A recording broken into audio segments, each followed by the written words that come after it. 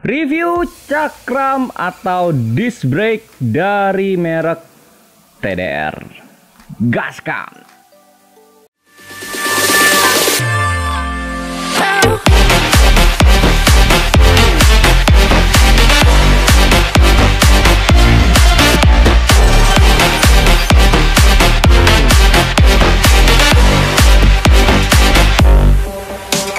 Kesempatan kali ini memang aku bener-bener pas banget dengan kebutuhannya aku ya. Karena disc brakeku yang sekarang ada di motor itu sudah bisa dibilang kurang mumpuni untuk pengiriman. Karena permukaannya itu sudah tidak rata dan ya bisa dibilang mulai menipis. Wajar banget karena ya pemakaian sudah cukup lama. Yang depan itu sudah 5 tahun, yang belakang itu lebih parah lagi. 6 tahun atau bahkan dari awal beli tidak pernah diganti ya.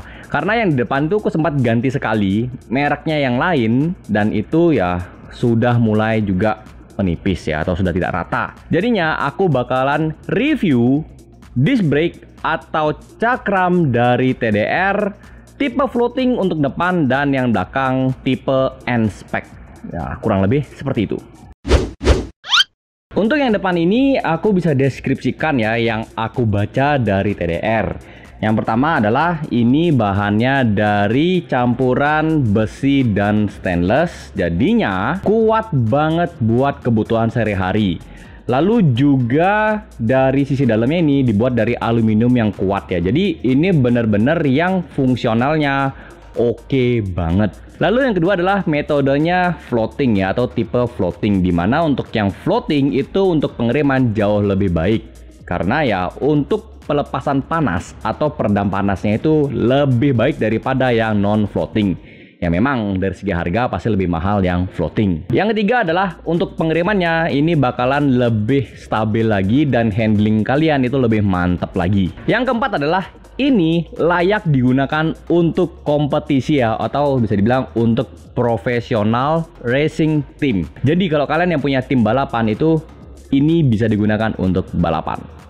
Mantep banget. Lalu yang belakang kurang lebih seperti ini ya penampakannya. Nah, yang belakang ini aku bisa deskripsikan itu kurang lebih sebagai berikut. Yang pertama adalah bahannya terbuat dari besi yang kuat untuk durability pemakaian sehari-hari dengan jangka waktu yang panjang tentunya. Yang kedua adalah tidak mudah bengkok ketika suhu panas ya, ketika proses pengiriman. Jadinya ya mantep banget. Yang ketiga adalah dari segi desain memang bakalan lebih sporty dan keren. Jadi kurang lebih seperti itu ya deskripsi masing-masing produk cakram dari TDR untuk yang depan maupun yang di belakang. So, langsung aja kita proses untuk pemasangannya seperti apa dan hasilnya seperti apa kita review ya untuk cakram TDR yang di depan dan di belakang di motorku tentunya. Ini yang aku pasang adalah untuk bagian belakangnya dulu ya, karena memang proses yang belakang itu lebih susah. Ya bisa dibilang lebih lama karena bongkarannya cukup lebih ribet. Jadinya ya sudah kita bongkar dulu yang belakangnya. Dimana kalau kalian lihat di video itu memang ya mohon maaf motorku agak kotor ya, karena ya bisa dibilang beberapa waktu belakangan ini hujannya tuh benar-benar yang wow parah banget ya. Jadi langsung aja kita proses untuk pergantian cakram standarnya dari NMAX ku menjadi TDR ya. Dan ini bener-bener yang gila keren. Ini sudah kita pasang dan kita akan lanjut ke pemasangan yang di depan. Khusus yang di depan kita menggunakan tipenya floating ya, dimana yang aku pilih ada warnanya gold ya, biar nggak terlalu sama. Karena memang sebelumnya pakai warna merah dari merek lain, dan ketika pakai warna gold itu benar-benar yang lebih kelihatan banget. Prosesnya sih memang jauh lebih cepat ya, karena bongkarannya lebih simple, lebih mudah ya, nggak sampai separah dari yang di belakang. So, ini adalah cakram NMAX untuk yang di depan dan juga di belakang ya. Nggak usah khawatir, kita juga bakalan mau review ya seperti apa hasilnya ketika disc brake TDR ini sudah terpasang di motor dan bagaimana dengan pengirimannya. Gasken kui! Aku lupa info ke kalian sebelumnya. Kalau kalian mau pasang disc brake merek apapun, pastikan kalau dibersihkan dulu menggunakan sabun atau cairan pembersih lainnya, karena kadang ada semacam lilin atau pelapis yang menempel pada permukaan cakram yang membuat rem kalian itu tidak bisa gigit atau pakem alias berasa blong. Nah, pelapis atau lilin itu bertujuan untuk membuat permukaan cakram tidak berkarat saat disimpan ketika sedang akan dijual. Jadinya, pastikan sudah bersih sebelum dipasang dengan rapi tentunya. Jadi, ini adalah impresiku saat pemakaian disc brake TDR ya. Yang pertama adalah awalnya belum 100% maksimal bekerja karena ya waktu itu memang baru-baru banget dipasang. Tapi kurang lebih sekitar 3-5 hari sudah lebih enak tentunya. Pengereman juga lebih padat karena ketebalan cakram yang baru dan permukaan yang rata. Karena ya yang sebelumnya itu kan sudah dipakai berapa lama dan bergelombang ya. Jadi ini sudah rata dan tidak bergelombang tentunya. Yang kedua adalah kondisi kampas rem saat ini ya.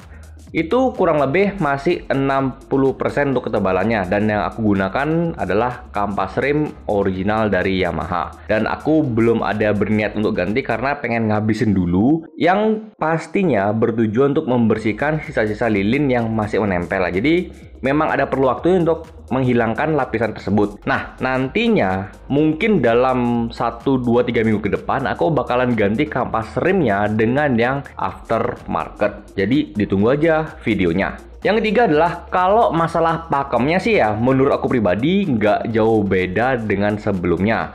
Karena disc brake itu sebenarnya tidak menambah daya cengkram, tapi menambah kenyamanan ketika pengereman. Karena ya sudah pasti kalau yang lama itu kan ya ketebalannya sudah berkurang, permukaan sudah bergelombang atau tidak rata. Jadi setelah diganti ini, jadi ya menurutku lebih nyaman ya.